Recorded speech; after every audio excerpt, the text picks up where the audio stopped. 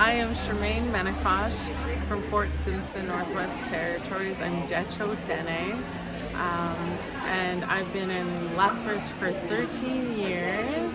I have 2 university degrees. I have a management degree as well as a degree in nursing, so I'm actually a registered nurse as well. So I started when I was a young girl. I started beading with my grandmother, my great-grandmother. I started just threading her needles for her. She was very old at this time and it was harder for her to thread needles. And then she taught me how to bead, as well as I went to my indigenous language, which is Dene Zati, which used to be called Slavey. We used to have Slavey class, and in our Slavey class, our Slavey instructor used to teach us different traditional arts, and one of them was beading. She taught us how to bead necklaces and earrings and different other things like that, bounce.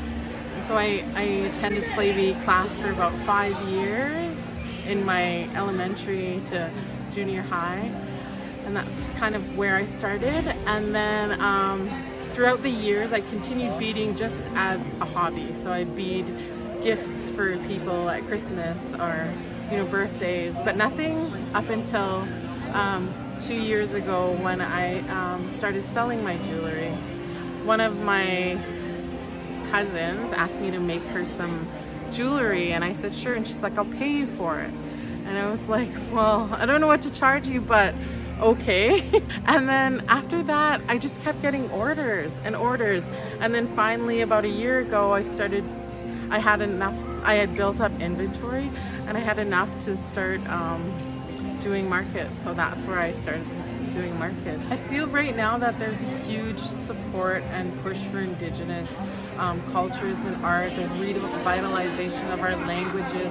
A lot of the younger people are picking up our culture, back up our cultures, you know, through arts, crafts, as well as language revitalization. You know, a lot of people are going back to the land, starting to tan hides, you know, live on the land, fishing, hunting, just going back to our roots, and we're trying to live more sustainable. And it's just an amazing, there's such an insurgence right now of culture, and it's truly amazing.